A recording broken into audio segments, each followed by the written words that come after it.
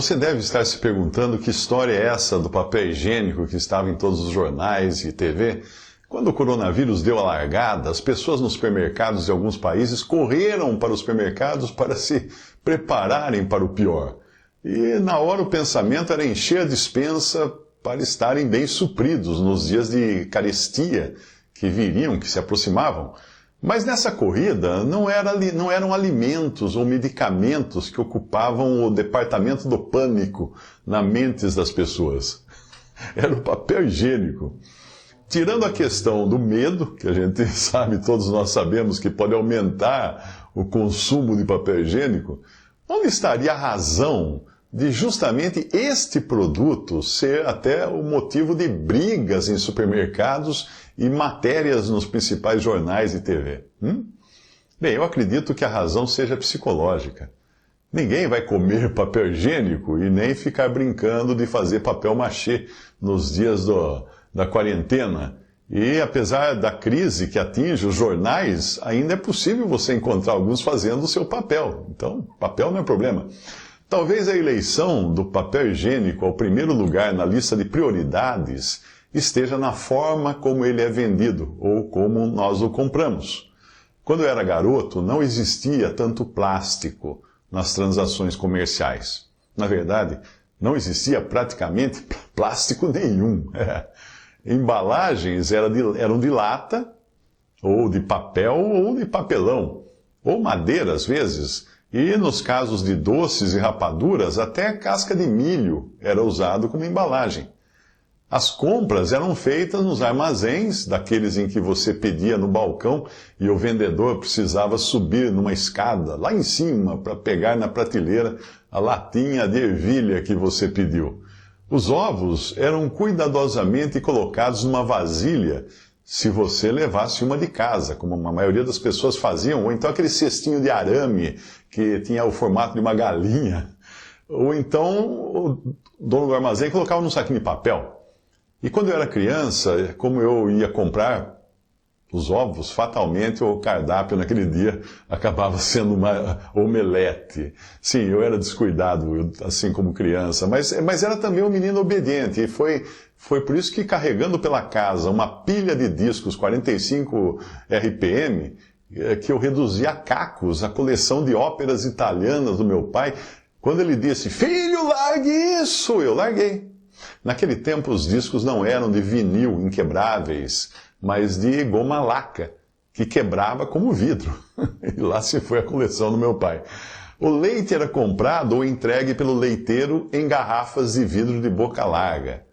O pão, só enrolado num papelzinho pardo, e até o óleo de cozinha, se você optasse por um mais em conta, você devia levar o seu próprio litro ao armazém, onde havia um grande latão com uma bomba manual, uma alavanca, para encher a sua garrafa. Os alimentos, em sua maioria, eram vendidos a granel, pacientemente tirados de grandes barris e pesados em sacos de papel. Se você for jovem, talvez precise usar de sua imaginação para entender isso, porque não é coisa que você encontre facilmente em nossos dias. Para levar a compra para casa, existiam aquelas sacolas de lonita, geralmente listrada, que todo mundo tinha e todo mundo usava.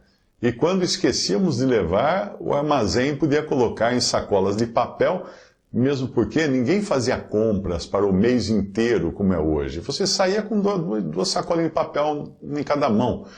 Tudo era comprado quase que diariamente para o consumo do dia.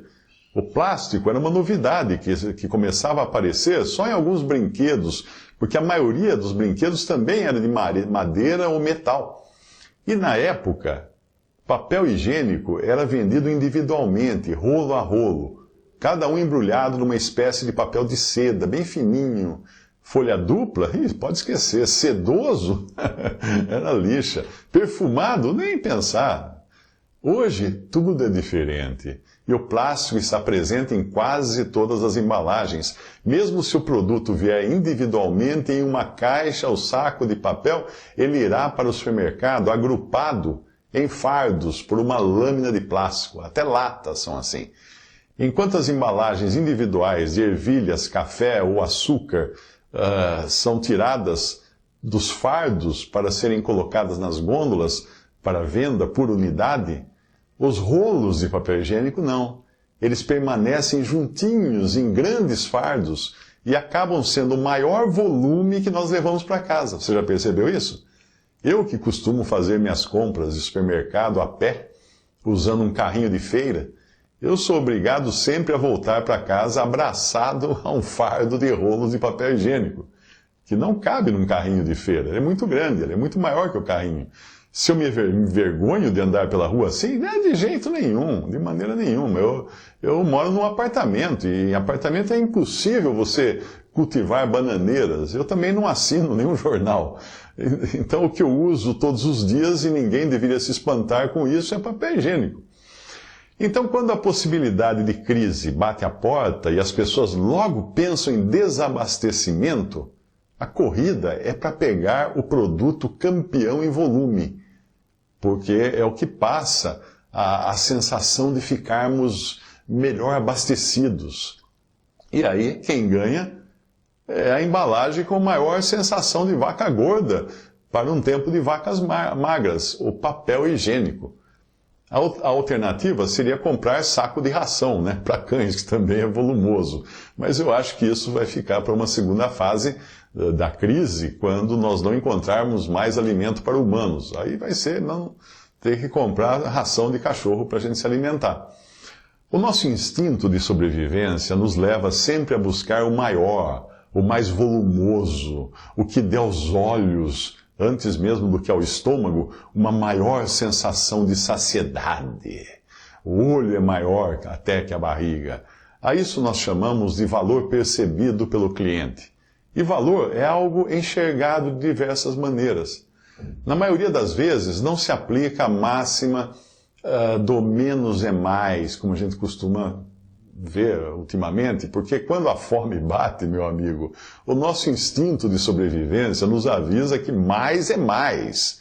Se você estudou arte, e eu estudei arte quando eu fiz arquitetura, você deve se lembrar das mulheres voluptuosas, das pinturas de Rubens, que viveu quase 500 anos atrás.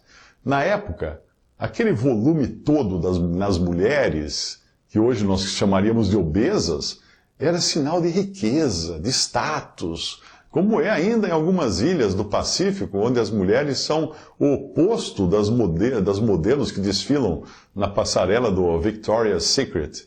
Talvez seja porque lá, nessas ilhas, como em outras épocas da civilização, calorias não eram baratas, e mulheres seriam consideradas insanas se insistissem em perder essas caras calorias na academia. Karl Marx falava da mais-valia, ao referir-se ao valor acrescentado pelo trabalho. Não tão sisudo ou famoso quanto o comunista, o meu pai também tinha sua teoria econômica, e ele a batizou de mais-valia, chamando-a de mais chocolate. Essa era a teoria dele. A semelhança das grandes teorias econômicas, a do meu pai também explicava a razão de dois produtos semelhantes, de igual custo de produção e preço, possuírem diferenças na preferência do cliente. E dependendo do público, o volume também podia influenciar. Quando não havia ainda, na época, bonequinhos Lego para as crianças brincarem, a preferência das crianças, no tempo do meu pai e no meu tempo, era por bonequinhos de chocolate. Tinha os bonequinhos de chocolate, com os quais dava até para você brincar um pouco antes que eles começassem a se derreter, e aí a gente tinha que comer o bonequinho, porque ele começava a derreter o chocolate. Numa época em que ainda não havia ideologia de gênero, os bonequinhos só vinham em dois modelos, menino e menina. Não tinha nenhum terceiro, quarto, quinto, sexto, 10º modelo. A teoria econômica dos bonequinhos de chocolate, inventada pelo meu pai, cujo nome, por razões desconhecidas, nunca apareceu nos livros de economia, dizia que os fabricantes de bonequinhos de chocolate deveriam produzir sempre mais menininhos do que menininhas. Isso evitaria problemas de estoque de menininhas sobrando na doceria ou no bar, porque a demanda era desigual. Uma pesquisa, se fizesse uma pesquisa na época, ela teria revelado a razão da preferência das crianças pelos menininhos. É que vinham com mais chocolate. Visite meu site em www.mariopersona.com.br. Conheça meus livros ou impresso.